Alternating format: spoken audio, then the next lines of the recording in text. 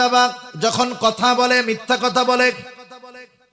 ওয়া ইযা ওয়া'আদা আখলাফা, যখন ওয়াদা করে ওয়াদা খেলাফ করে। আমাদের দেশে ওয়াদা খেলাফকারী মানুষ বেশি। আমার বাস্তব অভিজ্ঞতা বলি, আজ পর্যন্ত আমি যতজনরে টাকা ধার দিয়েছি একজনও কথা মোতাবেক টাকা ফেরত দেয় নাই। মনে রাখবেন, মানুষ আসলে তার চরিত্র কেমন এটা তসবিহ পড়া দেখে চেনা যায় না, তাহাজ্জুদ গুজারি হইলেই চেনা যায় না।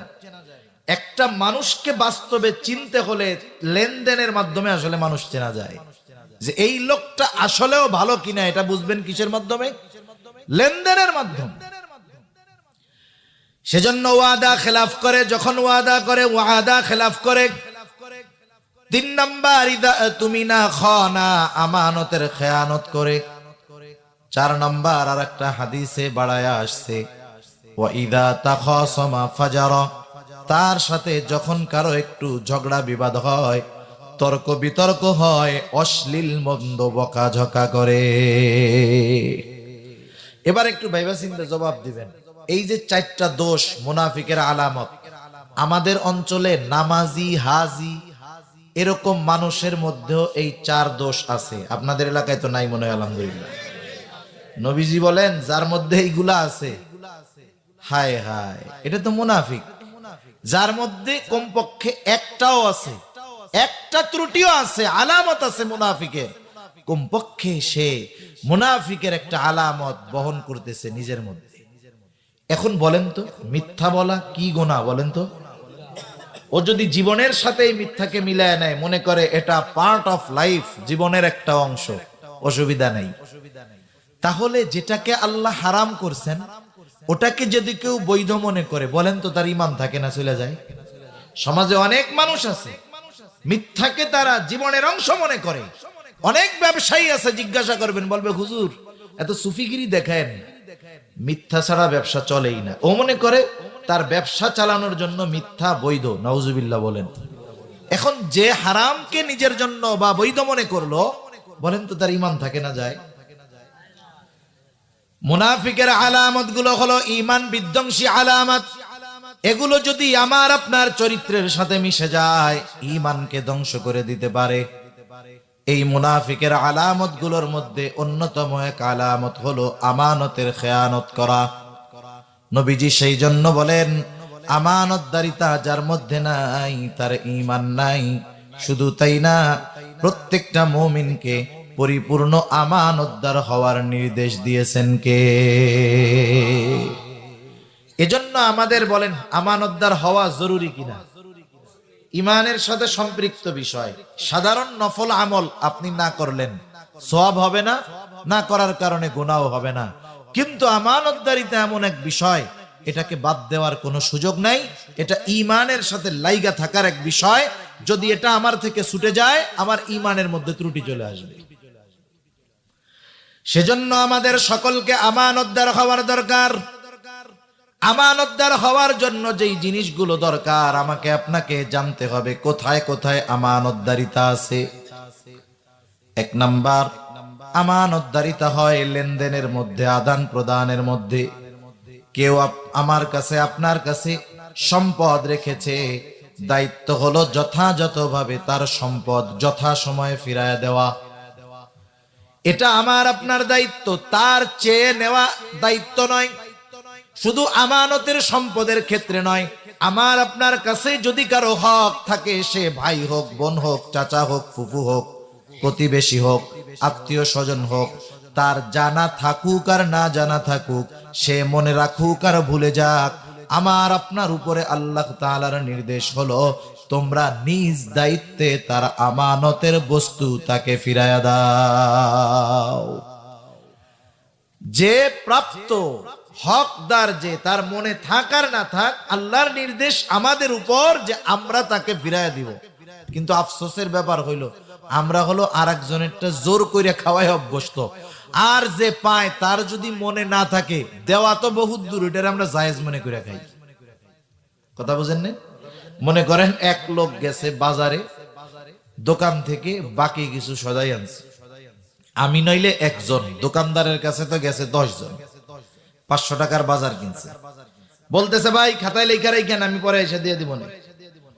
ইতিমধ্যে লেখার আগে অন্যান্য কাস্টমার তার কাছে চলে আসছে, বেচা কেনার ভিতরে ডুবে গেছে, এখন ওই বাকি 500 লিখতে তার মনে নেই। এই লোক 3 দিন পরে গেছে দোকানে, ভাই দেখেন তো খাতাটা খুলে আমার নামে কোনো টাকা পয়সা আছে নাকি। এখন দোকানদার তো লেখেই নাই, খাতাটা উল্টায় দেখে, না ভাই আপনার নামে কোনো বাকি টাকি নাই। দোকানদার নাইলে ভুলে গেছে, কিন্তু যার কাছে পাবে সে তো আর ভুলে নাই। এবার শয়তান এসে ওরে ওয়াজ দিচ্ছে, আরে সে তো দাবি করে নাই তোর কাছে, তোরও মনে হয় ভুল হইতেছে রে, তাহলে তোর দেওয়া লাগবে না, এটা তোর জন্য খাওয়া যায় যাচ্ছে, দিস না। আচ্ছা ভাই ঠিক আছে, তাহলে গেলাম, আসসালামু আলাইকুম। ওটা খতম। অথচ আল্লাহর নির্দেশের দিকে যদি আমরা নজর দেই, তাইলে উচিত ছিল তার যদি মনে নাও থাকে, আমাকে তারটা ফিরায় দিতে হবে। প্রত্যেকটা ক্ষেত্রে এইরকম, লেনদেনের ক্ষেত্রে সর্বোচ্চ স্বচ্ছ আমরা থাকব। অনেক সময় দেখেন অনেক মানুষ আছে জানে যে আমি আল কুপাইয়া আর একজনের জমির মধ্যে 3 হাত ঢুকে গেছি, এরকম সুবিসাপ তো আপনাদের দেশে নাই। আইল কোপানো সুবিসাপ আছে, এমন ভাবে কোপ মারে আস্তে আস্তে সব ভাঙা নিজের মধ্যে চলে আসে। এক হাজী সাহেবের গল্প শুনছি, হাজী সাহেব একজন আইল কুবানোর জন্য কৃষক নিছে, আর এখন আইল কুবাই দিছে কুদালটারে তেসরা দিয়া, এরকম দূর কি শিখছিস, আইল কুবানো শিখো নাই, কোদাল দিয়ে ভিতরে কোপ মারে মাটি নিচের থেকে নিয়ে আসে। এখন উপরে রাস্তা আছে, নিচে মাটি নেই, ঠিক আছে না? এখন মানুষ যখন ওই জায়গাতে হাঁটবে, এমনিই তো ভাঙ্গা মাটি ওর জমির মধ্যে পড়বে, সুন্দর মতো জমির মালিক হয়ে গেল, বরকত হয়ে যাবে। এইরকম জেনে শুনে নিজে অনেক সম্পদ আমরা ভোগ করি, আবার অনেক সময় দেখবেন প্রতিবেশীর জমি আমার মধ্যে আছে, আমি জানি 20, 30, 40 বছর ধরে খাইতেছি, ছাড়তে আর মন চায় না। মনে রাখবেন এই সম্পদ গুলাও কিন্তু কিয়ামতের দিন কঠিন আকার ধারণ করবে। নবীজি বলেন, কেউ যদি কারো 1 বিঘত সম্পদ অন্যায় ভাবে দখল করে, কিয়ামতের দিন 7 তবক জমিন তার গলার সাথে পেঁচায়া দেওয়া হবে। আরে একটু দুনিয়ায় একটু কম খাইলাম, আখেরাতে বাইসা গেলাম। দুনিয়া একটু কম খাইলাম, কিন্তু আখেরাতে তো বাঁচলাম। আবার দেখবেন কতজন এমন আছে অন্যায় ভাবে বোনদেরকে সম্পদ বঞ্চিত করে, আছে না এরকম? বাপ মারা যাওয়ার পরে বোনেরও যেমন বাবার সম্পদে হক আছে, ভাইয়েরও তেমন আছে। বাবা মারা গেছে, 2 বোন বিবাহ দিয়ে গেছে, ভাই একা সব খায়।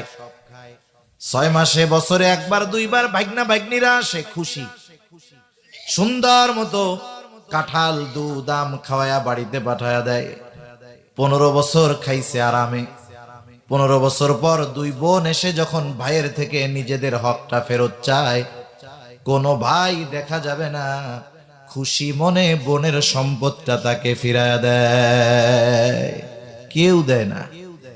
কি বলে? বলে সম্পদ তো নিবা না, সম্পর্কটা শেষ করে গেলা। আগে আসলে যাইতে চাইলে যাইতে দিত না, আর এখন ঘরে ঢুকার আগে জিজ্ঞাসা করে যাবা কোন সময়, সব তো নিয়েই গেছো, যাবা কোন সময়। এই যে আমাদের সম্পদ অন্যেরটা খাওয়ার যে নেশা, সেটা আমানতের সম্পদ হোক আর এমনি সম্পদ হোক, এটা বাদ দেওয়ার দরকার। নাইলে কিয়ামতের দিন এই সম্পদগুলো আমার উপকারে আসবে না, এগুলো আমার জাহান্নামে যাওয়ার কারণ হবে। এজন্য আমার আপনার কাছে কারো সম্পদ যদি থাকে, সেটা আমানতের হোক অথবা অন্য কারো হক হোক, এটা আমরা দিয়ে দিব।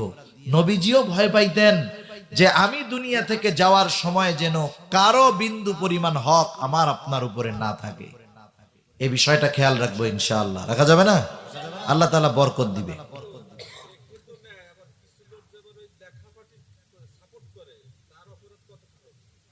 অপরাধের সাপোর্ট যে দিবে, সেও তো অপরাধের সাহায্যকারী হিসাবেই বিবেচিত হবে। এটা তো হক নষ্ট করা। আল্লাহ তাআলা বুঝবার তৌফিক দান করুক। আমাদের আসলে দুনিয়ার মোহাব্বত, দুনিয়ার নেশা, আমরাও কত মুরব্বী দেখছি, ওই 30, 40, 50 বছর আগে মামলা হয়েছে, জমি 8 শতক, মামলা চালাইতে চালাইতে 50 শতকের টাকা চলে গেছে। আছে না এরকম? আরে কোর্ট গুলাই তো এই মামলাই বেশি, আর এই মামলা হলো মামলায় জারিয়া, এর সহজে রায় হয় না, এটার খালি তারিখই পাল্টানো হয়। আমরাও বুঝি না যে কি বলদের বলদ, আমরা নিজেরা পয়সা একটু আপোষ করে নিলে হয়ে যায়, হয়তো একজন একটু বেশি নিল, নইলে একজন একটু কম নিল, 15, 20, 30 শতক নিয়ে কিন্তু গ্যাঞ্জাম লাগে না। দেখা যাবে গ্যাঞ্জাম লাগছে কি নিয়ে, ও কয় যে আমার হয়তো আধ হাত ঢুকছে ওই জায়গায়, ও কয় না আমার এটুক ঠিক আছে, দে মামলা কোর্টে, দেখা যাবে 5,000 টাকার সম্পদের জন্য 5 লাখ টাকা শেষ। এরকম ঘটে কি ঘটে না? আরে দুনিয়ায় আপনি একটু কম খান, আপনি একটু ছাড় ওরে দেন, কিন্তু দেখা যাবে এই ছাড় দেওয়ার কারণে আল্লাহ তাআলা কিয়ামতে আমারে আপনারে ছাড় দিয়া দিবে ইনশাআল্লাহ। এই বিষয়গুলো খেয়াল রাখবো। দেখেন দুনিয়াতে সবচাইতে কাছের এবং উপকারী মানুষ হইল প্রতিবেশী। আল্লাহ রাসূল সাল্লাল্লাহু আলাইহি ওয়াসাল্লাম প্রতিবেশীর হকের ব্যাপারে বলতেছেন, জিবরাইল আমাকে এসে প্রতিবেশীর হকের ব্যাপারে এতটা গুরুত্ব দিচ্ছিল যে আমি এক সময় মনে করছি প্রতিবেশীরে ওয়ারিশ বানায় দেওয়া হবে। অথচ আমাদের গ্রাম অঞ্চলে বেশিরভাগ জায়গায় সবচাইতে বড় দুশ্মন হইল প্রতিবেশী।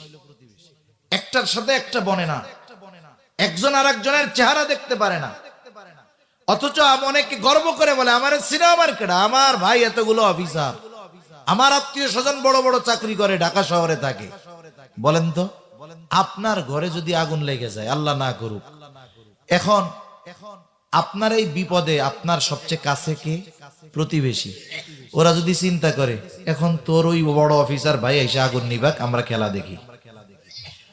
এজন্য আমরা প্রতিবেশীদের সাথে সুসম্পর্ক রাখবো। আমার একটু পাওয়ার আছে, আমার রাস্তাটা একটু বড় করার জন্য, একটু সুন্দর করার জন্য আমি আরেকজনেরটা খাবো না, আরেকজনের জমি নাই চলার জন্য আমি তার রাস্তাটা বন্ধ করে দিব না। খবরদার, নবীজি এই ব্যাপারে খুব সতর্ক করেছেন, কারো চলার রাস্তা আমরা বন্ধ করব না। যদি এটা করি, আল্লাহ না করুন, আল্লাহ আমার জান্নাতের রাস্তাটাকে বন্ধ করে দিবে। অনেক মানুষ এরকম আছে, সে কি করে, প্রতিবেশীর চলার জায়গা নাই, রাস্তা নাই, চলতে দেয় না। এমন ভালো মানুষ তো আপনাদের এদিকে নাই মনে হয়। একটু চিন্তা করেন, ও তাহলে রোগীর ওষুধ অনুযায়ী, রোগ অনুযায়ী কাজ হচ্ছে, তাই না? আহা, একটু চিন্তা করে দেখেন কি হবে আল্লাহ যদি আমার জান্নাতের রাস্তা বন্ধ করে দেয়। একটা ভালো প্রতিবেশীর কত দাম জানেন? আমি তো যা বলতে চাইছিলাম ওয়াজ চলে যাচ্ছে আর একদিকে। একটা ভালো প্রতিবেশীর কেমন দাম, ঘটনা আমার মনে আসলো তাই বলি। একজন উত্তম প্রতিবেশী হলো সৌভাগ্যের প্রতীক। আর ধনীরা বিপদে পড়লে জীবনেও ধনীরা দৌড়ায় আসে না, আগে গরিবরা আসে, মনে রাখবেন। আর আমরা গরিবদের উপরে জুলুম করি বেশি, ওদের জমি ওদের সম্পদ আমরা অন্যায়ভাবে দখল দেই বেশি। ঢাকা শহরে একদিন একটা ভিডিও দেখতেছি, একজন দেখাইতেছে আর কি, একটা গাড়িতে ইঞ্জিনে আগুন লেগে গেছে, এটা মনে হয় গত বছর। গাড়ির ইঞ্জিনে আগুন লাগছে, রোডে হাজার হাজার গাড়ি চলতেছে, একটা গাড়িওয়ালাও দাঁড়ায় নাই। ওই লোকটা গাড়ি দাঁড়া করাইছে, পাশের থেকে ওই ভিক্ষুক মিক্ষুক ছোটখাটো ওই যে বস্তির পোলাপান, ওরা কোন জায়গার থেকে পানি পুনি আইনা ওইটা মাইরা গাড়ির ইঞ্জিন নিভাইছে। এখন বলেন তো, এই যে দৃশ্যটা আমরা যে মোবাইলে দেখতে পারলাম, তার মানে কোন আল্লাহর বান্দা ভিডিও করছিল, তাই না? সে কিন্তু ভিডিও করছে ঠিক, কিন্তু বিপদে পড়া লোকের সাহায্যে আগায় আসে নাই। আগায় আসতে ওই রাস্তার ছেলেটা, আগায় আসতে গরিব মানুষটা। এজন্য খেয়াল করে দেখবেন, যখন আমি আপনি বিপদে পড়ি, অসুস্থ হই, তখন আমার ওই গরিব প্রতিবেশী, অসহায় দরিদ্র লোকটাই আমার সাহায্যে, আপনার সাহায্যে আগে আগায় আসে। এজন্য কোটিপতি প্রতিবেশী সৌভাগ্যের প্রতীক না, উত্তম প্রতিবেশী হলো সৌভাগ্যের প্রতীক। জমি বিক্রয় করবে, আব্দুল্লাহ ইবনে মুবারক রাহমাতুল্লাহি আলাইহির সময়ের ঘটনা। এক অমুসলিম জমি বিক্রয় করবে, জমি বিক্রি করার প্রচার প্রচারণা বিজ্ঞাপন দিছে। আপনাদের এলাকার কোন জায়গার জমির কেমন দাম আপনারা জানেন না? জানেন তো? এখন মনে করেন যেই জমির দাম বাজারে চলতেছে ৮০,০০০, ৯০,০০০, সর্বোচ্চ ১ লাখ হইতে পারে। ওই জমির দাম যদি 2 লাখ শতক চায়, কি বলবেন? হে মিয়া, 19-20 হইতে পারে, একবারে তুমি 2 গুণ দাম চাইবা, এটা কি মামার বাড়ির আবদার পাইছো নাকি? ওই লোক জমির বিক্রির দাম চাইছে ওই জমির দামের 2 গুণ। কয় গুণ? 2 গুণ।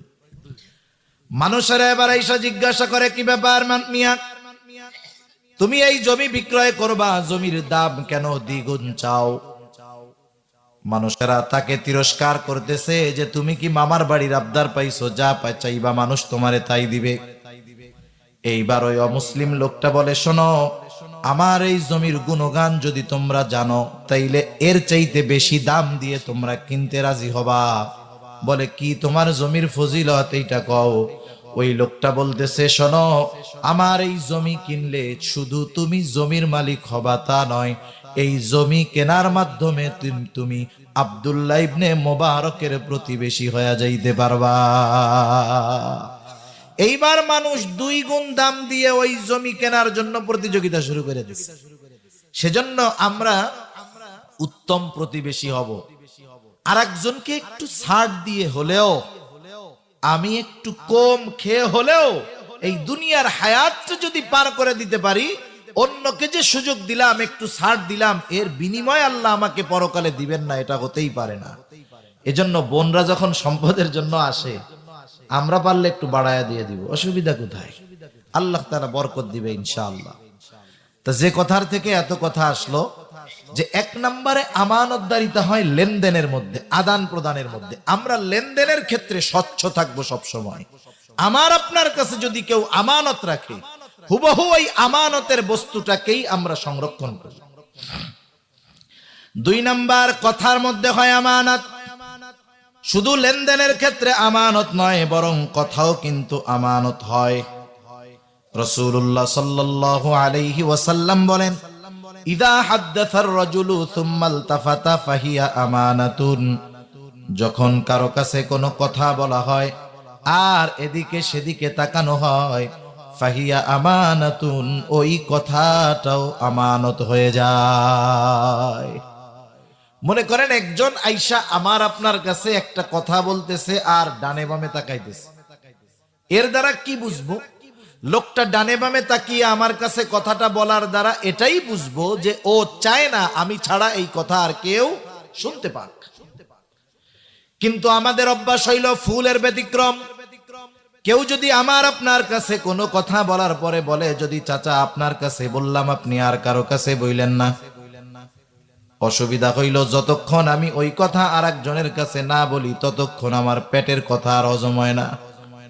ওই লোক আমার কাছ থেকে সরার আগে আর একজনকে ডাক দিয়া বলি, শোনো, ও আমার কাছে কি কথা বলছে জানো? বলে, না, জানি না। বলে, আমারে খুব বিশ্বাস করে, কারো কাছে বলতে মানা করছে, আমি শুধু তোমার কাছে কইলাম, তুমি আর কাউরে কইও না। এখন ও মনে করে মনে হয় একজনরে বলা জায়েজ আছে। ও আর একজনরে বলে, হুজুর আমার কাছে এই কথাটা বলছে, শুধু তোমাকে বললাম, তুমি আর কাউরে বইলো না। যে যার কাছে বলে শুধু বলে তোমার কাছে বললাম, আর কারো কাছে বইল না। এইভাবে বলতে বলতে সকালের কথা দুপুর হইতে হইতে 100 জনের কাছে পৌঁছায়া গেছে। বলেন তো, আমি তো বলছিলাম একজনের কাছে, কথা পৌঁছায়া গেল 100 জনের কাছে। বুঝে থাকলে একটু বলেন তো, খেয়ানত কি একটা আছে নাকি 100টা হয়ে গেছে? রাসূলুল্লাহ সাল্লাল্লাহু আলাইহি ওয়াসাল্লাম জানায় দেন, হাদিসের মধ্যে আসছে, যখন কারো দ্বারা কোনো ভালো কাজের সূচনা হয়, ওই ভালো কাজ যতজন করে দুনিয়ায় যতদিন চলে, ওই ভালো কাজের সওয়াব প্রথম যে শুরু করেছে, দুনিয়ায় না থাকলেও কিয়ামত পর্যন্ত যদি তার সূচনা করা ওই ভালো কাজ দুনিয়ায় চলে, ওই ভালো কাজের সওয়াব সে পাইতে থাকবে। আবার কারো দ্বারা যখন কোনো মন্দ কাজের সূচনা হয়, নবীজি বলেন কিয়ামত পর্যন্ত দুনিয়ার জমিনে ওই মন্দ কাজ যতজন করবে, সকলের ওই মন্দ কাজের গুনাহ প্রথম যে ওই গুনাহ সূচনা করেছে তার আমল নামায় যোগ হতে থাকবে। নবীজি আর এক হাদিসে আর একটু বাড়ায়া বলেন যে দুনিয়ায় যত কাণ্ড হয়, কারণ বিনা কারণে, কারণটা আবার শরঈ কারণ হতে হবে। এটা ছাড়া দুনিয়ায় যত অবৈধ কাণ্ড হয় কিয়ামত পর্যন্ত যতগুলা হবে সবগুলোর গোনা প্রথম আদম আলাইহিস সালামের সন্তানের আমলনামায় যোগ হতে থাকবে। তাহলে আমার কারো কাছে বলা মানা ছিল, আমি যখন একজনের কাছে বললাম, আমার কারণে কথাটা 100 জনের কাছে পৌঁছাইছে। গোনা আমি করছি একটা, খেয়ানত করছি একজনের কাছে বলে, কিন্তু আমার গোনা হবে যত জনের কাছে ওই কথাটা পৌঁছাইছে ততটা খেয়ানতের গোনা আমার আপনার হবে। সেজন্য কথাও আমানত, আবার বুঝতে হবে কোন কথা আমানত আর কোন কথা আমানত না। এই কথা শুইনা আপনি বাড়িতে রওনা দিছেন, একজন আপনার একা পাইয়া ডানে বামে তাকায় বলতেছে, চাচা আজকে কিন্তু ওই বাড়িতে আমি চুরি করব। এখন আপনি চিন্তা করতেছেন, একটু আগে হুজুর কি ওয়াজ শুনাইলো, ডানে বামে তাকায় যেই কথা বলবে সেটা আমানত। ও তো ডানে বামে তাকায়া অমকের বাড়িতে চুরির কথা বলল, এখন যদি বাড়িওয়ালার কাছে বইলা দেই তাইলে খেয়ানত, না কইলে তো বাড়িওয়ালার বাড়ি চুরি হয়ে যায়, বিপদ না? এই জন্য একটা মানুষ সাধারণভাবে বুঝে যে কোন কথাটা আমানত কোন কথাটা আমানত নয়। যেই কথার দ্বারা মানুষের ক্ষতি হতে পারে, দ্বীনের ক্ষতি হবে, রাষ্ট্রের ক্ষতি হবে, ইসলামের ক্ষতি হবে, মানুষের ক্ষতি হবে, এই রকম কথা কানের মধ্যে আইসা যদি মুখ গুজায়াও বলে, এটা গোপন রাখার কোনো সুযোগ নাই, বরং বৃহৎ স্বার্থে এই কথাটা প্রকাশ করে দেওয়াটাই জরুরি। ঠিক কিনা বলেন? কোন কথাগুলো তাইলে গোপন করব? কিছু বিষয় আছে যেই বিষয়টা গোপন করলে মানুষের ক্ষতি হবে না, দ্বীনের ক্ষতি হবে না, দেশের ক্ষতি হবে না, কিন্তু বইলা দিলে ওই লোকের ক্ষতি হবে, সম্মানের ক্ষতি হতে পারে, ইজ্জতের ক্ষতি হতে পারে। এই ধরনের কথা আমাদের জন্য গোপন রাখাই গুরুত্বপূর্ণ। অনেক মানুষের অনেক গোপন খবর আমরা জানি। মনে করেন এক লোক ভালো হয়ে গেছে, এখন দিনদার মুত্তাকি পরহেজগার, মানুষ তারে ভালো জানে, কিন্তু আপনার কাছে তার এমন কিছু অতীতের গুনার কথা জানা আছে, আপনি সুযোগ পাইয়া মানুষের কাছে তার ওই কথাগুলো বইলা দিলেন। এখন বলেন তো, একটা মানুষ খারাপ থাকতেই পারে অতীতে, আল্লাহর কাছে মাফ চাইছে, আল্লাহ তারে মাফ করে দিতে পারে, এখন সে ভালো মানুষ, মানুষ তাকে সম্মান করে, শ্রদ্ধা করে তার এই বিষয়গুলোর কারণে। যখন আপনি ওই মানুষগুলোর কাছে তার অতীতের ওই বিষয়গুলো বলে দিবেন, বলেন তো মানুষের তার প্রতি সম্মান শ্রদ্ধা কমবে না বাড়বে? বলেন তো ওই লোকটা মানুষের সামনে লজ্জিত হবে কি হবে না? অনেক সময় অনেকে আমার আপনার কাছে অনেকের ব্যক্তিগত পারিবারিক বিষয়ের কথাগুলো বলে, পরিবারের অনেক সমস্যার কথাগুলো বলে, আমরা যখন তার সাথে সম্পর্ক কথাগুলো গোপন রেখা দেই, আবার যখন তার সাথে একটু সম্পর্ক খারাপ হয়ে যায় তখন মানুষের সামনে তার ওই কথাগুলো বলে দেই, তাকে অপমানিত করি। মনে রাখতে হবে ওই লোকের ওই কথাগুলো বিষয়গুলো আমার আপনার কাছে আমানত। আমি যদি তাকে অপমান করার জন্য, লজ্জা দেওয়ার জন্য কথাগুলো মানুষের কাছে বলে দেই, নবীজি জানায় দেন যে একজন মুসলিমের দোষ ত্রুটি গোপন করবে, আল্লাহ তাআলা দুনিয়া এবং আখিরাতে তার দোষ ত্রুটি গোপন করবে। আর এক হাদিসে নবীজি বলেন, কেউ যদি কাউকে অপমান করার জন্য কারো দোষ ত্রুটি বর্ণনা করে, ওই ব্যক্তি যদি ঘরের মধ্যেও বসে থাকে, ওই অবস্থায় থাকা অবস্থায়ও আল্লাহ তাআলা ওই ব্যক্তিকে অপমান করে ছাড়বে। সেজন্য মানুষের কথাগুলো আমার আপনার কাছে আমানত, বললে খেয়ানতের গুনাহ হবে। 3 নাম্বার দায়িত্ব আমানত। সব ধরনের ছোট বড় দায়িত্ব আমানত। আমরা মনে করি রাষ্ট্রের পরিচালক যারা, এরাই মনে হয় শুধু আমানতদার হওয়ার দরকার। না না, আমাদের আফসোস হইল আমরা ওমরের মতো শাসক চাই, ওমরের মতো খলিফা চাই, কিন্তু আমরা আবু হুরায়রার মতো প্রজা হতে রাজি নাই। আমরা যদি আমাদের চরিত্র শোধন করি, আমাদের চরিত্র যদি ঠিক করি, তাহলে আল্লাহ তাআলা আমাদের জন্য চরিত্রবান শাসকের ব্যবস্থা করে দিবে। আমাদের চরিত্র যেমন, আমাদের শাসকদের চরিত্র তার চাইতে আরো কঠিন হবে, এটাই স্বাভাবিক বিষয়। সব ধরনের দায়িত্ব আমানত। এমন এক জামানা এখন মানুষ দায়িত্ব কিনে নেয়। দায়িত্ব কেনে, জানেন না আপনারা? আচ্ছা, দুনিয়াতে অনেকে চাকরি বাকরি করে না, মনে করেন ডিফেন্স বা অন্যান্য চাকরি যারা আছে, এরা কি দেশ সেবায় নিয়োজিত, এটা একটা দায়িত্ব। এখন এই দায়িত্ব পালন করার জন্য টাকা পয়সা মনে হয় আলহামদুলিল্লাহ লাগে না। এই তো 12 লক্ষ 15 লক্ষ টাকা দিয়ে দায়িত্ব কিনে, বলেন তো যেই লোকটা টাকা দিয়ে দায়িত্ব কিনতে হয় সে দায়িত্ব যথাযথভাবে পালন করবে? করবে না। সে ওই দায়িত্ব তো টাকা দিয়ে কিনে নিয়েছে, এখান থেকে 10 গুণ সে উসুল করবে, এটাই স্বাভাবিক বিষয়। সেজন্য দুনিয়াতে দায়িত্ব হলো এমন এক জিনিস, এটা আমানত। এখনকার জামানায় মানুষ দায়িত্ব কিনতে চায়। আমি তো মোটামুটি আপনাদের গোপালগঞ্জেরই সন্তান। আমাদের এলাকায় একবার ইউনিয়ন পরিষদ নির্বাচন, মনে হয় 17 জন না 18 জন দাঁড়াইছে ক্যান্ডিডেট। সবার সেবা করার সুযোগ করে দেন। এইবার একজন শুনলাম এক জায়গায় 3 কোটি টাকা খরচ করছে চেয়ারম্যান নমিনেশন পাওয়ার আগে। ওই লোক নিচে কি লেখছে যে আমাকে একটু সুযোগ করে দেন আপনাদের সেবা করার।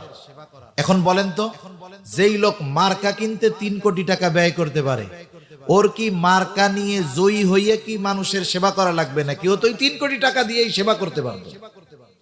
তার মানে দায়িত্বের নেশা হলো এমন এক নেশা, মদের নেশা কাটানো যায় কিন্তু পদের নেশা দূর করা বড় কঠিন।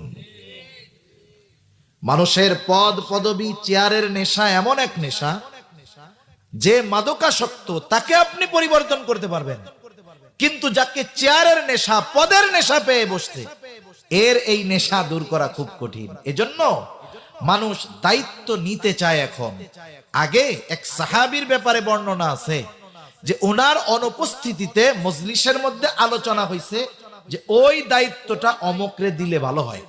এখনো সিদ্ধান্ত হয় নাই, শুধু কি হয়েছে? আলোচনা হয়েছে।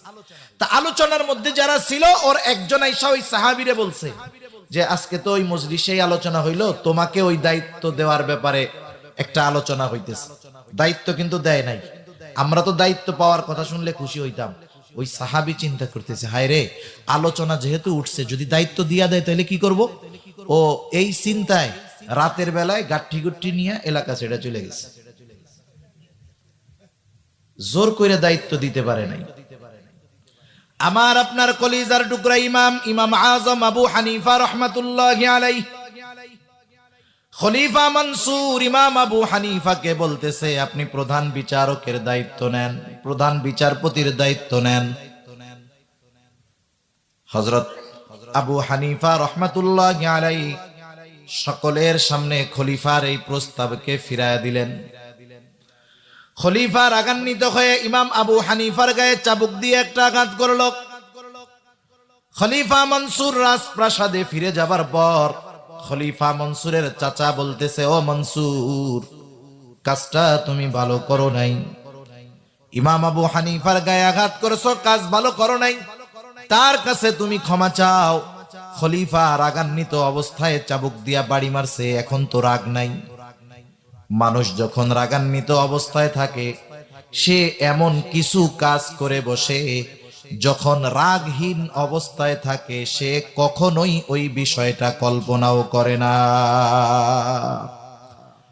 আপনাদের এলাকায় কি এরকম ঘটনা ঘটছে কোন সময় যে 2 পোলা বা 2 মেয়ে 3 মেয়ে 1 মেয়ে, মানে সন্তানের বাপ, সন্তান বড় হয়ে গেছে কিন্তু রাগের ঠেলায় বউরে তালাক দিছে?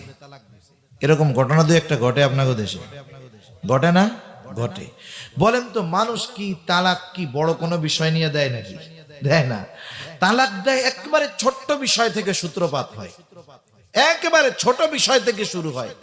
কিছুই ছিল না বিষয়টা, ওই বিষয়টাকে শয়তান বড় বানায় ফেলে। কথার কথা, মনে করেন কৃষক গরমের মধ্যে জমিন থেকে কাজ করে আসছে, কৃষি কাজ যে করে কি কষ্ট সে বুঝে। কাঠ ফাটা রোদে কাজ করে বাড়ি আসছে, ঘরে স্ত্রী খাবার রান্না করছে, মজার মজার খাবার। এখন তরকারিতে লবণ হয় নাই। বলেন তো, মশলা টসলা যা দেয় দিক, যদি লবণ না দেয় খাওয়া যায় নাকি? আরে লবণ দিয়া যাও ভাত, দিঘার চাল দিয়া রান্না করলে এটা তো খুব মজা লাগে, কিন্তু লবণ ছাড়া খাওয়া যায়? এখন লবণ দেয় নাই তরকারিতে, পাশে কিন্তু লবণের বাটি আছে। এখন উনি তরকারি ভাতের সাথে মাখায় দেখে লবণ হয় নাই। বলেন তো এই সমস্যা দূর করার যেই জিনিস সেটা পাশে আছে না নাই? আছে। লবণ এক চিমটি নিয়ে মাখাইলেই তো হয়ে গেল। কিন্তু এই যে শয়তান এসে হাজির, কানে কানে কয়, দেখছস কত কষ্ট কইরা তুই এই কাজ বাজ করে আসলি, আর তোরে রাইন দেখা হইলো আইলে। আমাদের এলাকায় তো এটাই বলে নাকি, লবণ টবণ দেই নেই আইলে। আসলে তোরে কোনো মূল্যায়ন করে না রে। এই যে শয়তানে কিন্তু ডোজ দিচ্ছে। এবার ওই লোক নিজে নিজে ফুলে রাগের চোটে বলে, কি রান্না বান্না করো তুমি? হ্যাঁ, এগুলো কি রান্তেছো? এগুলো কি মুখে দেওয়া যায় নাকি? লবণ টবণ কিচ্ছু হয় নাই। মহিলা 3 পোলার মা, একটা এখনো দুধের শিশু, আর একটা 2 বছর বয়স। এই পোলাপান পালা যে কি অবস্থা খারাপ হয়, আগের আমলের মতো না। আগের আমার দাদির হলো 8 পোলা 7 জন ছিল, এনাকেও আগের গুলার আরো বেশি ছিল, বছরে বছরে হইতো আর কি। এরপরেও দেখেন ওনাদের কোনো টেনশন ছিল না, কিন্তু এখন একটা 10টার সমান জ্বালায়। মহিলাদের কি কষ্ট। ওই শয়তান যখন এই কথা কইছে, শয়তান মহিলারকে, দেখছস একটু তোরে ভালোবাসে না, কার পোলাপান মানুষ করতেছিস, এত কষ্ট করে পোলাপান পেটে রান্না করছিস, সেটাই তো বেশি, লবণ হয় নাই, পাশে লবণ ছিল, নিলেই তো হয়ে যাইতো। মহিলাও চাচ্ছে, বলে হ্যাঁ পাশে লবণ আছে, একটু নিয়ে নিতে সমস্যা কি, একটু নাইলে দিতে মনে নাই, কি হইছে? আওয়াজটা মনে করেন মহিলার একটু বেশি হয়েছে। শয়তান আবার এসে বেটার কাছে কয়, দেখছস তোর বউ গলার আওয়াজ তো মাইকের চাইতে বেশি। এবার কি কয়, এই মুখে মুখে তর্ক করে, কত বড় ফাজিল বেয়াদব। এইবার স্বামী স্ত্রীর ঝগড়া যখন লাগে, আরে আমরাও ছোটবেলা গ্রামে কাটাইছি, দেখছি তো, স্বামী স্ত্রীর ঝগড়া যখন লাগে আশেপাশের সবাই চলে আসে। আগে তো শুধু দেখতো, এখন হলো লাইভ দেয়, যে দেখেন পরিবারের ঝগড়া দেখেন। এখন চতুর্দিক দিয়ে কিন্তু মানুষজন ঘিরে গেছে। বল খেলা দেখছেন না আপনারা? বল খেলা, 2 দল যখন ফুটবল খেলে, বলেন তো সবার নজর কোন জায়গা থাকে? বলের দিক থাকে। বল এই যে যায়, ওই যে যায়, এই যে যায়, এই যে যায়, এই যে যায়। স্বামী স্ত্রীর ঝগড়া চলতেছে, বল খেলা দেখার দর্শক যেমন গোলের অপেক্ষায় থাকে, আর ওই পরিবারের মধ্যে যখন ঝগড়া লাগে এই দর্শকগুলো গোলের অপেক্ষায় থাকে। যখন মনে করেন প্লেয়াররা একটা জোরে মেরে দিছে, গোল কি আর ধরতে পারে নাই, সবাই একসাথে কি কইয়া ওঠে কোন তো, গোল। এমন লাভ মারে বিশ্বকাপ ফুটবলের সময়, দেখেন নাই যেই মুরব্বী হাঁটতে চলতে পারে না, যখন গোল হইছে 1 লাফে 3 হাত উপরে উঠে গেছে খুশির ঠেলায়। এখন স্বামী স্ত্রীর ঝগড়া চলতেছে, চারিদিক দিয়ে সবাই দেখতেছে, এরাও গোলের অপেক্ষায়। ওরা কখন লাফায় উঠে, যখন ওই মুরব্বী রাগের ঠেলায় বউরে কয়, তোর 14 কুষ্টি ধরে দিয়ে দিলাম, যা। এবার পাশের থেকে সবাই কয়, আরে কি করলেন আপনি, কি করলেন আপনি। এখন বলেন তো, এই গোল না দেখার অপেক্ষা কইরা মহিলারা যদি মহিলাটারে নিয়ে দুই কথা ঘুরাইয়া দিত, দুইজনের সামনে যদি সাময়িক অনুপস্থিত থাকতো, একটু পরে রাগটা হয়তো কইমা যাইতো, ঠিক কিনা বলেন? কিন্তু আমরা কোন মানুষ জানেন, আমরা হলো ওই তালাক দেওয়ার দৃশ্য দেখার অপেক্ষায় থাকি চুপ কইরা। যখন দিয়া দিছে এখন কয়, আরে ভাই কি করলেন, এই পোলাপান পালবে কেডা? আপনার এই গেদা গেদা 2টা আছে, অন্য রেখে যদি বিয়া শাদী কইরা আনেন তো পিটায় সাইজ করে ফেলে। এবার শয়তান কিন্তু চলে গেছে, এক মিশন শেষ। এইবার হুজুরের কাছে যায়, কি হইছে? কই হুজুর কাজ শেষ। কি হইছে? বউ তালাক দিছি, দিয়ে দিছি। কয়টা দিছো? ও সময় কি ঠিক থাকে? 14 গোষ্ঠী ধরে দিছে। এখন বলে হুজুর কি করা যায়? বলে তোমার তো আর নাই, সব শেষ, এখন মাসালা ভিন্ন, তার সাথে দেখাও করা যাবে না, কথাও বলা যাবে না, থাকা তো বহুত দূরের কথা। এখন কি বলে যে হুজুর রাগে চোটে দিছি হুজুর। তাইলে কি মোহাব্বত করে কি কেউ বউরে ছাড়ে নাকি? রাগের চোটেই তো তালাক দেয়। এখান থেকে আমরা একটা জিনিস শিখব, কি শিক্ষণীয়, যে জীবনে কোনো সিদ্ধান্ত রাগ মাথায় নিব না। জীবনে কোনো সিদ্ধান্ত রাগ মাথায় নিব না, সেটা পারিবারিক দ্বন্দ্ব হোক, সামাজিক দ্বন্দ্ব হোক, রাষ্ট্রীয় দ্বন্দ্ব হোক, সন্তান সন্তানের মধ্যে হোক, স্বামী স্ত্রীর মধ্যে হোক, প্রতিবেশীর সাথে হোক, কোন সিদ্ধান্ত আমরা রাগ মাথায় নিব না। কারণ ওই টাইমে শয়তান উস্কায়া দেয় এমন একটা সিদ্ধান্ত, হয়তো এই রাগ মাথায় নিয়ে বসবো আমরা, যেটা গোটা জীবন আমার আপনার ক্ষতির কারণ হয়ে দাঁড়াবে। তা ওই মনসুর, খলিফা মনসুর রাগ অবস্থায় বাড়ি মারছে, এখন তো রাগ নাই, চিন্তা করছে কাজটা ভুল হয়ে গেছে, পাঠায়া দিছে ওনার লোকরে যে যাও ইমাম আবু হানিফার কাছে আমার জন্য ক্ষমা চাইবা, সাথে সাথে 1 থলে স্বর্ণ মুদ্রা দিয়ে দিছে, বলবা উনি যদি আমারে মাফ করে এটা হাদিয়া হিসাবে গ্রহণ করতে বলবা, এটা যদি হাদিয়া নেয় তাইলে আমি বিশ্বাস করব উনি আমারে মাফ করছে, নাইলে মাফ করে নাই। লোকটা গিয়ে ইমাম আবু হানিফার কাছে বলতেছে, খলিফা মনসুর তার আচরণের কারণে লজ্জিত, আপনার কাছে ক্ষমা চেয়েছে। ইমাম আবু হানিফা বললেন, আমি মাফ করে দিলাম। লোকটা এবার বলে, খলিফা মনসুর আপনার জন্য 1 থলে স্বর্ণ মুদ্রা হাদিয়া দিয়েছে, এটা যদি আপনি গ্রহণ করেন তাইলে উনি নিশ্চিত হবেন আপনি তাকে মাফ করেছেন। ইমাম আবু হানিফা হাদিয়া নিতে অস্বীকৃতি জ্ঞাপন করলেন। ওই লোকটা বারবার জোরাজুরি করার পরে বলতেছে, তোমার খলিফা যে আমাকে হাদিয়া দিল, উনি এত স্বর্ণ মুদ্রা পাইলেন কোথায়? বলে, উনি পাবে কোথায়? উনি এটা কোষাগার থেকে দিয়েছে, উনি রাজকোষ থেকে দিয়েছে, বাইতুল মাল থেকে দিয়েছে। ইমাম আবু হানিফা বললেন, শোনো, খলিফার জন্য নির্ধারিত একটা ভাতা ছিল। আমাদের দেশের একেবারে মেম্বার থেকে নিয়ে রাষ্ট্রপতি পর্যন্ত একটা ভাতা আছে না নাই? খলিফা যারা ছিল এদেরও একটা মাসিক ভাতা থাকতো। ইমাম আবু হানিফা এইবার কঠোরতার সাথে বললেন, তুমি তোমার খলিফাকে গিয়ে এটা ফেরত দিবা এবং বলবা যে রাষ্ট্রীয় কোষাগার থেকে তাকে যা ভাতা দেওয়া হয় ওর বাহিরে একটা পয়সা নেওয়া তার জন্য বৈধ নয়। 1 টাকাও ব্যক্তিগত কাজে সে ব্যবহার করতে পারবে না, এ সুযোগ তাকে দেওয়া হয় নাই। আফসোসের সাথে বলতে হয়, কি বলবো, কথা বললে নিজের গায়ের উপরে আইসাও পড়তে যায়। এদেশে হাজার হাজার উলামায়ে কেরাম আছেন, মানুষের জন্য, দ্বীনের জন্য যাদের অবদান আছে, আসলে তাদেরকে আমরা যথাযথভাবে মূল্যায়ন করতে পারি নাই। কিন্তু এ দেশে একটা সিনেমায় অভিনয় কইরা রাজউক থেকে 10 কোটি টাকার প্লট পাওয়া যায়। বুঝতে হবে ওই সম্পদটা কারো ব্যক্তিগত সম্পদ নয়, ওই সম্পদের মালিক হলো দেশের জনগণ। প্রত্যেকটা জিনিসের হিসাব কিয়ামতে দেওয়া লাগবে। খলিফা মনসুর তার কাছে যখন আইসা বলা হলো, ইমাম আবু হানিফা এটা বলছে যে আপনি যদিও রাষ্ট্রের সেবক, কিন্তু রাষ্ট্রের সম্পদ আপনি যেখানে চান সেখানে ব্যবহার করতে পারবেন না। আপনি চাইলেই যাকে খুশি হাদিয়া দিয়ে দিতে পারবেন না। আপনার অধিকার আছে শুধু ওই পরিমাণে যতটুকু আপনার জন্য নির্ধারিত ভাতা। খলিফার ইগোতে লাগছে, কত বড় কথা আমারে আইন শিক্ষা দেয়। এইবার ফোর্স পাঠায়া দিছে, ইমাম আবু হানিফাকে জেলখানার মধ্যে আটকায় ফেলছে। জেলখানায় শুধু চোর চিটিংবাজ যায় না, ভালো মানুষও যায়। জেলখানায় ভালো মানুষদেরও যাওয়া লাগে।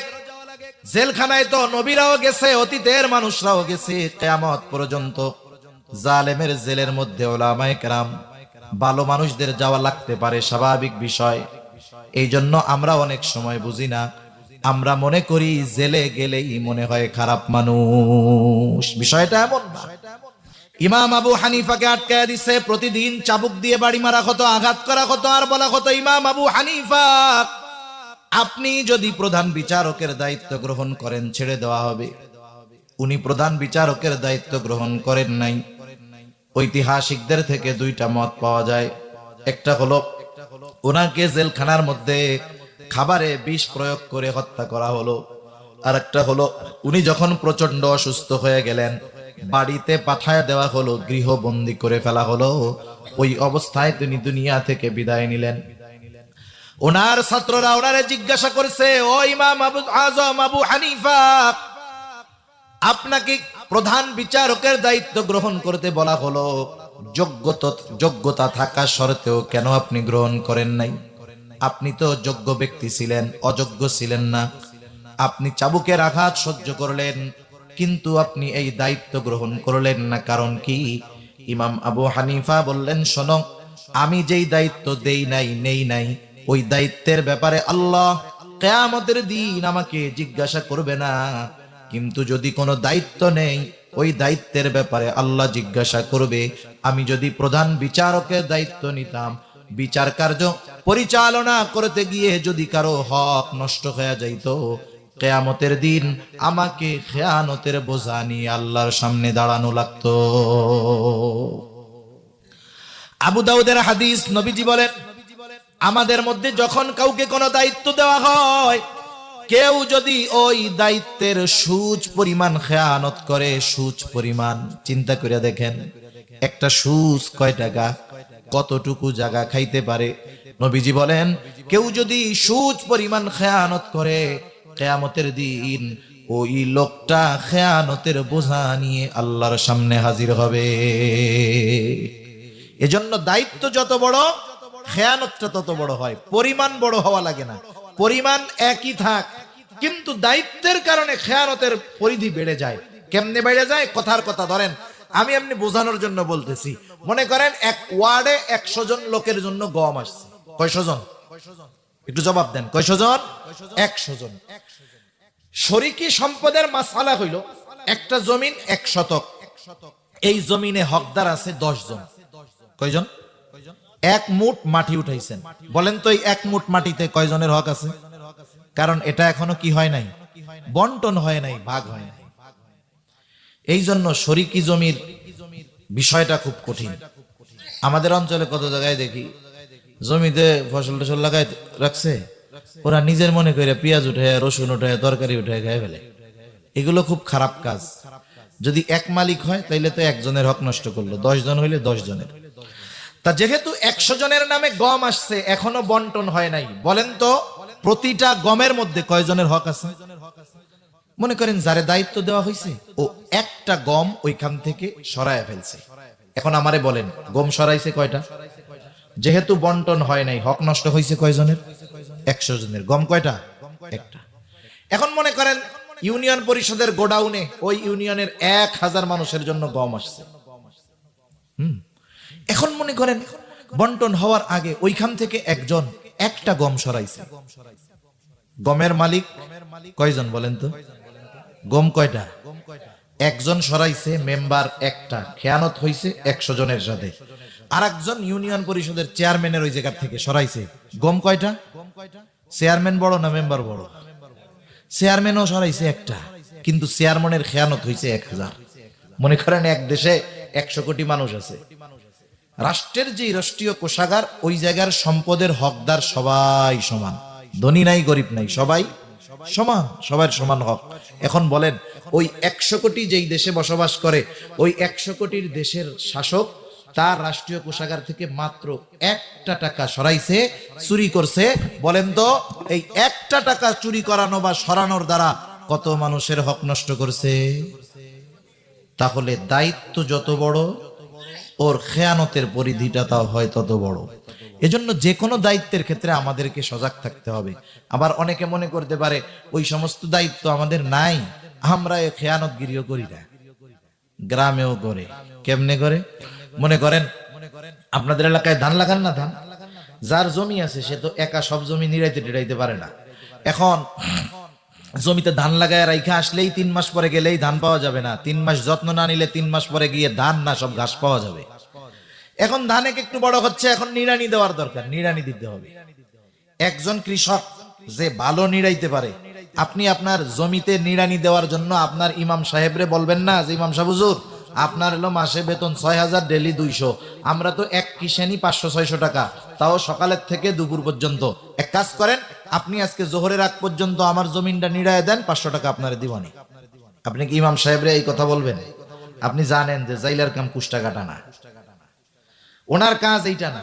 আপনি তো আপনার জমিনে কাজে দিবেন তাকে যার কাজের ব্যাপারে জানা আছে, যার প্রতি আপনার বিশ্বাস আছে, ঠিক না? আপনি এখন জমিন দেখায় দিয়ে আসছেন যে এই যে 3 শতক জমি বা 2 শতক জমি তুমি সুন্দর মতো দুপুর পর্যন্ত নিড়াইয়া আমার কাছ থেকে বিকেলবেলা বাজারে এসে টাকা নিয়ে যাবা। এখন ও নিড়ানি শুরু করছে, আর ওর যোগ্যতা ও সকাল থেকে দুপুর পর্যন্ত 2 শতক নিড়াইয়া ফেলতে পারবে। আপনি তো জমি দেখায় চলে গেছেন, এখন ও জমি নিড়ানো শুরু করছে, আর শয়তান ওর কাছে আসছে, এসে কইতেছে দেখ কাকা কিন্তু তোরে খুব বিশ্বাস করে, হ্যাঁ তুই যা বলবি কাকা তাই মানবে। ভালো কথা। শয়তান কিন্তু ওয়াসওয়াসা মনের মধ্যে দেয়, কথাগুলো জাগ্রত করে আস্তে আস্তে। এখন বলতেছে তোর তো আগামীকাল কোনো কাম কাজ নেই। বলে হ্যাঁ, তাহলে এই কাজটা আজকে শেষ করার দরকার নেই, ইচ্ছা করে ঢিল দিয়া দিয়া অর্ধেক কর, কাকারে গিয়ে বলবি, কাকা তোর কথা বিশ্বাস করবে। এইবারও সুন্দর মতো অর্ধেক কাজ করে বিকালবেলা চাচার সাথে দেখা করতে গেছে। চাচা কিছু বলার আগেই চাচার উপরে একটু গরম ভাব নিয়ে বলে, ওরে কাকা কি জমি নিতে যে আমারে কাজ দিয়ে আসলেন, আপনার এই উপরের ঘাস আপনি দেখছেন, নিচের শিকড় একটা এইরকম লম্বা। আরে আমি এই জন্য 1 শতক হইছে, অন্য কেউ হইলে 8 শতক পরিষ্কার করতে পারতো না। চাচা খুশি হবে না যে অন্য কেউরে দিলে তো 4 কিষেন লাগতো, ওরে দিলে 2 কিষেন। আলহামদুলিল্লাহ বাপ, বাকিটাও কালকে শেষ করে দিও। আর আপনি মনে মনে চিন্তা করতেছেন, যাক 2 দিনের কাম বাগায় নিলাম। এই লোকটাও তো মনে মনে বলে, নিজে নিজে চিন্তা করে যে কিষেন দিয়ে খাই, হালাল টাকা। কিন্তু বলেন তো, এটা কি দায়িত্বের খেয়ানত নয়? এখন তো বেকু মেশিন দিয়ে মাটি কাটে, আগাইয়ের মাটি কাটা দেখছেন? ওরা যে কেন মাটি কাটতে যাইতো আমি বুঝি না, কোদাল পিছনে যাইতো আর সামনে আসে না। 10 কোদাল 9 মারতে মারতেই বিড়ি খাওয়ার টাইম, একটু পরেই দুপুরের টাইম, আজান দিলেই কাম শেষ। কি ফাঁকি যে এই মানুষগুলো দিছে, আমার আফসোস লাগে এই মানুষগুলোর জন্য, যে এরা পরিশ্রম করেছে ঠিক, কিন্তু পরিশ্রমের পরেও এদের উপার্জন 100% হালাল হয় নাই। এগুলো আমাদের গ্রামের সমস্যা। এগুলো যদি আমরা করি তাহলে নিঃসন্দেহে খেয়ানতকারীদের তালিকায় আমার আপনার নাম চলে যাবে। এজন্য যেই দায়িত্ব আমাকে দেওয়া হবে, যেই দায়িত্বটা আমি নিব, এটা যথাযথভাবে পালন করব ইনশাআল্লাহ। করা যাবে না? তাহলে 3 নাম্বার আমানতদারিতা হয় দায়িত্বের মধ্যে। 4 নাম্বার শরীয়তের সকল বিধিবিধান আমানত। ইন্না আরাদনাল আমানাতা আলাস সামাওয়াতি ওয়াল আরদি ওয়াল জিবাল ফাআবাইনা আন ইয়াহমিলনাহা ওয়া আশফাকনা মিনহা ওয়া হামালাহাল ইনসান। আল্লাহ তাআলা বলেন, আমি এই আমানত আসমানের কাছে, জমিনের কাছে, পর্বতের কাছে পেশ করলাম। তারা এই আমানত বহন করতে অস্বীকৃতি জ্ঞাপন করলো। ওয়া হামালাহাল ইনসান, মানুষ এই আমানত বহন করলো। কি সেই আমানত?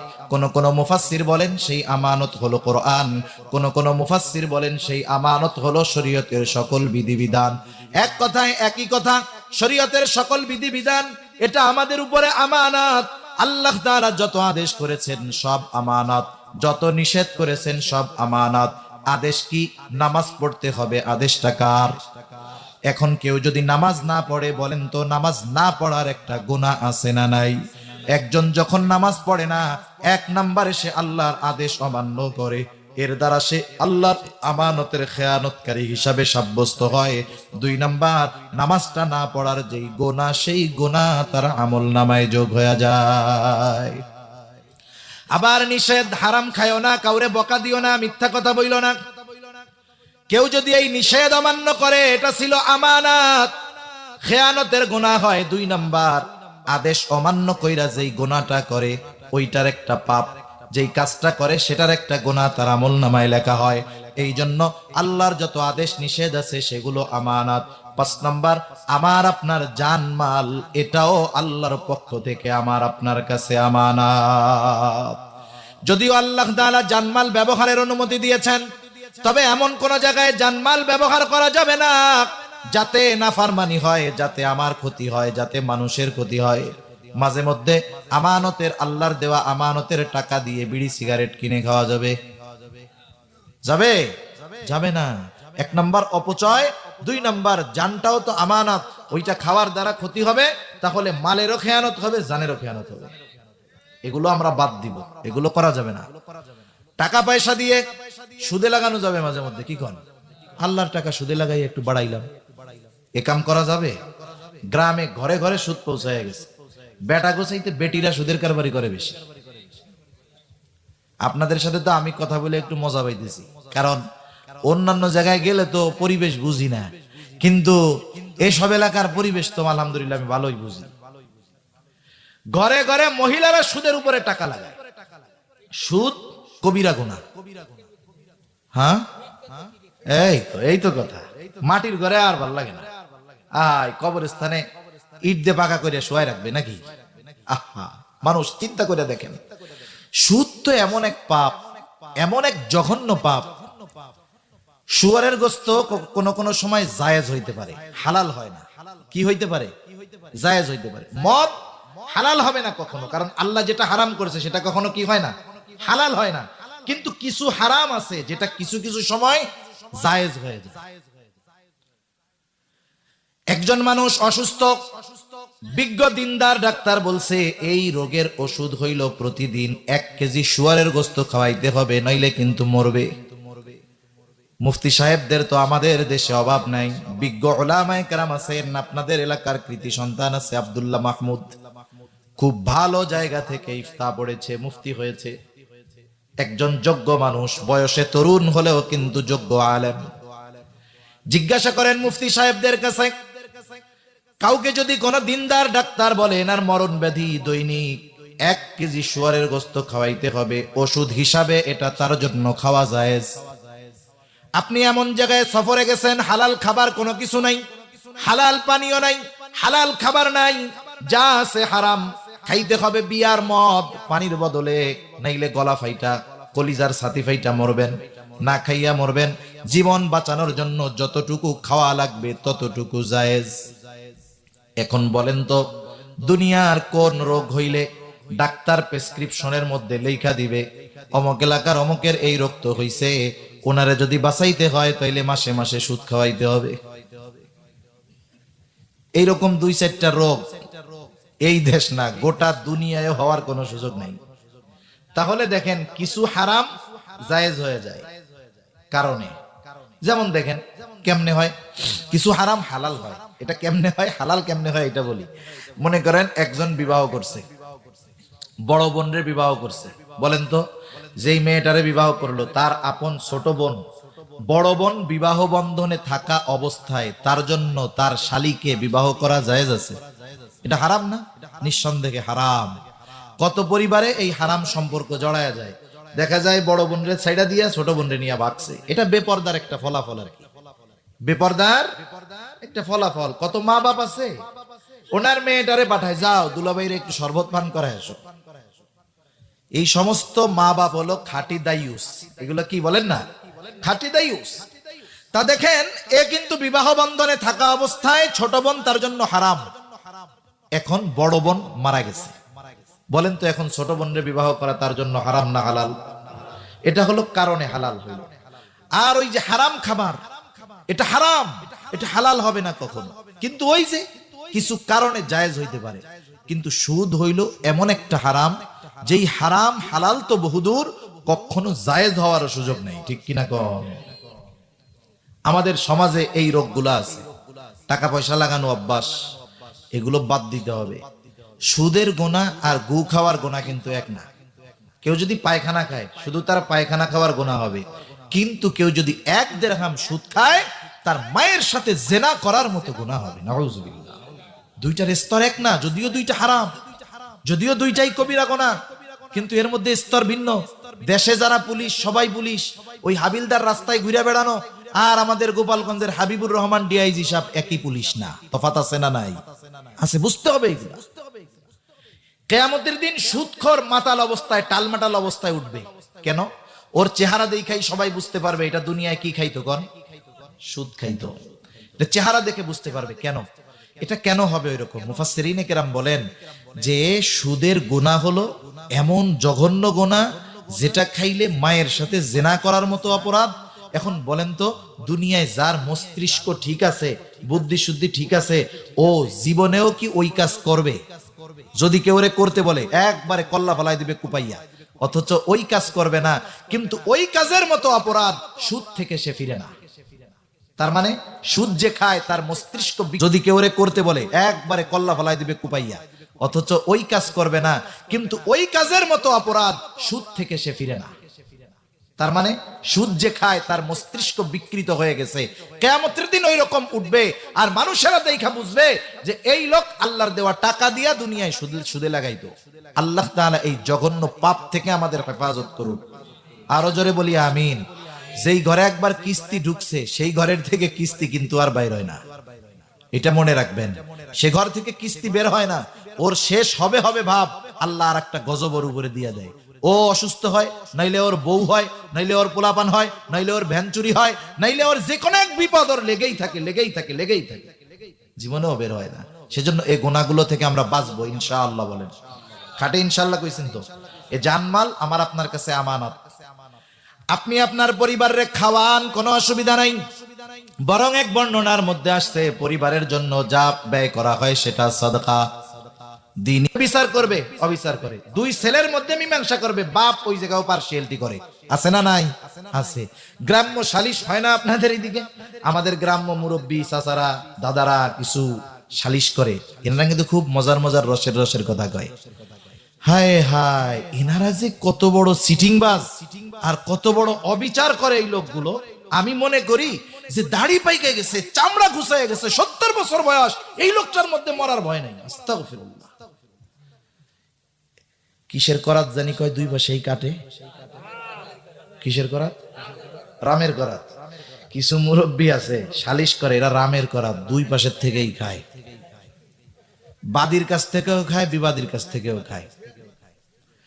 বাদীরে কয়, শোন, এটা এত জরিমানা করব, আমাকে তাহলে এত দিবি। ওকে, আচ্ছা ঠিক আছে। এবার বিবাদীরে যায় কয়, এত তো করতে চাইছিলাম, এত কইরা দি মনে, এত আমাকে দিস। আচ্ছা ঠিক আছে। চিন্তা করে দেখছেন, দুই পাশ দিয়ে খায় ফেললো। এই যে আপনি বিচার করার সুযোগ পাইলেন, ন্যায় বিচার করলেন না, কিয়ামতের দিন ধরা পড়া লাগবে কি লাগবে না? সেজন্য আপনার যদি সালিশ বিচার করার সুযোগ থাকে, আপনি গ্রামের সম্ভ্রান্ত সম্মানিত মানুষ, গ্রাম্য বিচারের জন্য আপনারে ডাকছে, খবরদার আপনি কখনো অবিবেচক যারা এদের পক্ষে না গিয়ে ন্যায় বিচারের পক্ষে থাকবেন। পরিবারের মধ্যে হোক, মানুষের মধ্যে হোক, আমার যখনই কেউ আমাকে কোনো বিষয়ের ফয়সালাকারী হিসাবে মানবে, আমি আমার শত্রুও যদি আমার কাছে ন্যায় বিচারের জন্য আসে, খবরদার তার প্রতি বিদ্বেষের কারণে আমি তার প্রতি অবিচার করব না। আল্লাহ মানা করছে। আল্লাহ বলেন, ওয়ালা ইয়াজরিমান্নাকুম শানাআনু কওমিন আলা আল্লা তা'দিলু ইউদিলু হুয়া আকরাবু লিত্তাকওয়া। আল্লাহ তাআলা বলেন, কোন কওমের প্রতি বিদ্বেষ বশত তোমরা তাদের প্রতি অবিচার করবা না, শত্রুও যদি হয় অবিচার করবা না। কারণ মুসলমানেরা এই বিষয়ে উত্তম উপমা, উদাহরণ, নিদর্শন রেখে গেছে। দুইটা ঘটনা বলে আমি আলোচনা শেষ করব। এক নাম্বার, খলিফাতুল মুসলিমিন হযরত ওমর রাদিয়াল্লাহু তাআলা আনহু। তখন তিনি খলিফাতুল মুসলিমিন, উনি বাজারে গেছেন, এক আহলে কিতাবের কাছ থেকে উনি একটা ঘোড়া কিনছেন। ঘোড়া কেনার সময় দেখে দেখে সুন্দর মতো তো কিনছে, বাজারের বাইরে এসে ঘোড়ায় যে উঠতে গেছে, এখন দেখে যে ঘোড়ার এক পায়ে সমস্যা, ডিফেক্ট। খলিফাতুল মুসলিমিন ঘোড়া নিয়ে আবার ফেরত আসছে ওই কাছে, এসে বলতেছে, তুমি আমারে খারাপ ঘোড়া দিছো। ই বলে, না, আমি আপনাকে ভালো ঘোড়া দিছি। দুইজনের মধ্যে তর্কাতর্কি লেগে গেছে। খলিফাতুল মুসলিমিন তার সাথে তর্ক করতেছে। একজন, একটু চিন্তা কইরা দেখেন, আমাদের দেশে যদি একটু হেডামওয়ালা হয়, হেডাম বুঝেন তো? হেডাম এমন এক শব্দ যার মধ্যে অনেক কিছু আছে।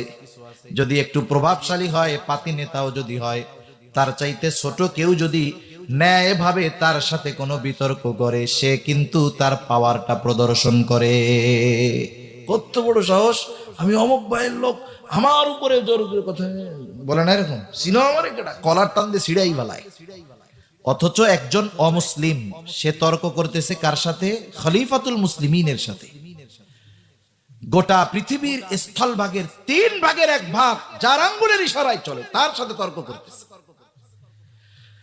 হযরত ওমর রাদিয়াল্লাহু তাআলা আনহু তাকে প্রস্তাব দিলেন, বললেন, ঠিক আছে, তোমার আর আমার মধ্যে এই বিষয়ের সুরাহা করে দিবে, এই জন্য তৃতীয় আরেকজনকে ডাকো।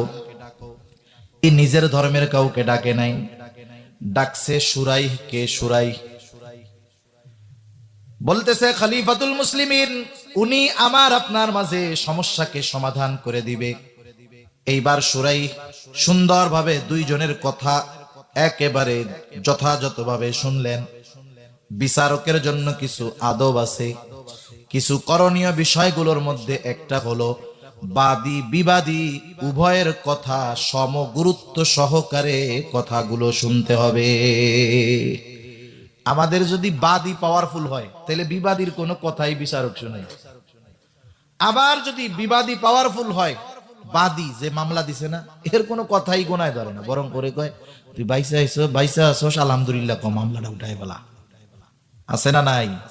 কিন্তু বিচারকের জন্য ইনসাফ হলো, করণীয় হলো বাদী বিবাদী যে হয় হোক, দুজনেরই কথা সমগুরুত্ব সহকারে শুনতে হবে। উনি দুইজনের কথা শুনছে, শোনার পরে বলতেছে, খলিফাতুল মুসলিমিন, আপনি কি চান? আপনার চাওয়াটা কি? এটা বলে, আমি তার এই ঘোড়াটা ফেরত দিতে চাই। সে ফেরত নিতে চায় না, সে খারাপ ঘোড়া দিচ্ছে। এইবার শুরাই প্রশ্ন করতেছে, খলিফাতুল মুসলিমিন, আপনি যখন ঘোড়াটা তার কাছে কিনছেন কেমন ছিল? বলে তখন তো ভালো ছিল, আমি বাজার থেকে বাহির হইছি, এরপরে সমস্যাটা দেখা দিয়েছে। এইবার সুরাই বলতিছে, খলিফাতুল মুসলিমিন, ও আপনার ঘোড়া ফেরত নিতে বাধ্য, তবে শর্ত হলো আপনি যেমনটা কিনেছেন তার কাছে তেমনটাই ফেরত দিতে হবে। বিচারের রায় গেছে কার পক্ষে? খলিফাতুল মুসলিমিন। পাওয়ার কি কম নাকি?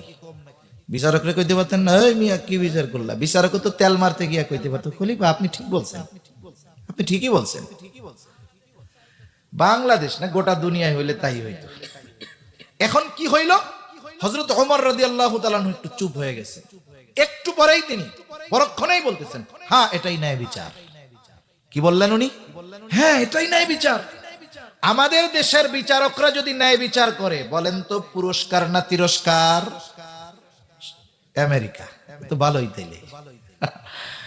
খলিফাতুল মুসলিমিন তখন শুরাইহরে বলতেছে, তুমি আজকেই চলে যাও, কুফায় চলে যাও, কুফার প্রধান বিচারকের আসন খালি। খলিফাতুল মুসলিমিন শিল সাপ্পড় দিয়ে পাঠায় দিলেন যে আজকে থেকে আমি এই শুরাইহকে কুফার প্রধান বিচারক হিসাবে নিয়োগ দিয়ে দিলাম। সুবহানাল্লাহ। দুইটা বিষয় খেয়াল করে দেখেন, একটা হলো ন্যায় বিচার করার ইচ্ছা, আর একটা হলো ন্যায় বিচার মানার ইচ্ছা। আমাদের দুর্ভাগ্য, এই দুইটার একটাও আমাদের মধ্যে নাই। বিচারকরাও ন্যায় বিচার করে না, আমরাও ন্যায় বিচার মানি না। তাইলে এ দুনিয়ায় সুবিচার, ইনসাফ, ন্যায় পরায়ণতা কিভাবে থাকবে? বরং ন্যায় বিচারের কথা যারা বলবে এদেরকেও অবস্থা আমরা অনেক সময় পারলে টাইট করে দিই, ঠিক কিনা বলেন? কাজী শুরাই ওই যে কুফার প্রধান বিচারক হইছেন, আমিরে মুয়াবিয়া রাদিয়াল্লাহু তাআলা আনহুর সময় পর্যন্ত নিষ্ঠার সাথে এই দায়িত্ব উনি পালন করে গেছেন। এবার একটা হাদিস থেকে শোনায় আমি আলোচনা শেষ করে দিব। নবীজির কাছে এক মহিলার চুরির বিচার আসছে। কুরাইশ বংশের তিনটা শাখা। কয়টা শাখা? একটা হলো হাশেমি, একটা হলো মখজুম, আর একটা হলো উমাইয়া। জিবরাইল আলাইহিস সালাম বলেন, আমি গোটা দুনিয়া পূর্ব পশ্চিম ভ্রমণ করার পরে কুরাইশ বংশের হাশেমি গোত্রের মতো সম্মানিত বংশ আর গোত্র দুনিয়ার কোথাও পাই নাই। এই কুরাইশ বংশের হাশেমি গোত্রে জন্ম নিয়েছেন আমার আপনার নবী মুহাম্মদুর রাসূলুল্লাহ সাল্লাল্লাহু আলাইহি ওয়াসাল্লাম। এই কুরাইশ বংশের একটা শাখা হলো মখজুম গোত্র। চুরি করছে মখজুম গোত্রের মহিলা, নবীজির বংশ কুরাইশ বংশের লোক, তবে তার শাখাটা হলো মখজুম গোত্র। নবীজি হুজরার ভিতর সাহাবায়ে কেরাম পেরেশান হয়ে গেছে যে কুরাইশ বংশের মহিলার যদি চুরির অপরাধে হয়, অন্যরা খুব কথা বলবে, মজা করবে, তিরস্কার করবে। এখান থেকেও একটা বিষয় শিক্ষণীয়, আমাদের এলাকাগুলায় বংশ আছে। আপনাদের এলাকায় কি কি আছে? বংশ আছে না? মোল্লা, মুন্সি, কি কি আছে আপনাদের এদিকে? শিকদার। কথার কথা, মনে করেন কোন ব্যক্তির অপরাধ তার বংশ, আত্মীয় স্বজন, বাপ মা কারো উপরে বর্তাবে না। যে অপরাধ করছে সেই অপরাধী। কিন্তু আমাদের দেশের কিছু বদখাসলত আছে। মনে করেন মোল্লা বা মুন্সি গোত্রের একজন চুরি করছে, আছে না এরকম? চুরি করছে আর একজন, আমরা ওই মুন্সি বা মোল্লা গোষ্ঠী বা শিকদার গোষ্ঠীর একজন রে পাই, ও মিয়া তোমাকে বংশ তো চোরে ভরা, চোরের বংশের লোক তুমি। এরকম বলার সুযোগ ইসলাম দেয় নাই। যে চুরি করছে সে চোর, ওই বংশের আর একজনরে আপনি চোরের বংশ বা চোর এরকম বলবেন কেন? এই বিষয়গুলো আমরা খেয়াল রাখবো। এগুলো আমাদের গ্রামে বেশি হয়। একজনের কথা বলতেছে যে অমুক তো খুব ভালো মানুষ, এই হই, আরে কই না, ও তো চুরার বংশের লোক। অত ভালো হইলে কি হবে? ও তো কিসের বংশের লোক? এই কাজগুলো আমরা কখনো করব না, এতে অপবাদের গুনাহ হবে। ইসলাম যদি থাকতো 80টা বেতের আঘাত খাওয়া লাগতো আমাদের। 80টা বেতের পিটানি এই কথার কারণে দেওয়া হইতো, কারণ ব্যক্তির অপরাধ আমরা পুরো একটা গোত্রের উপরে দিয়ে দিয়েছি। তাইলে কি পরিমাণ খাইতাম আল্লাহই ভালো জানে। তো সাহাবায়ে কেরাম তো নবীর বংশ গোত্রকে মুহাব্বত করে, এই চিন্তা করতেছে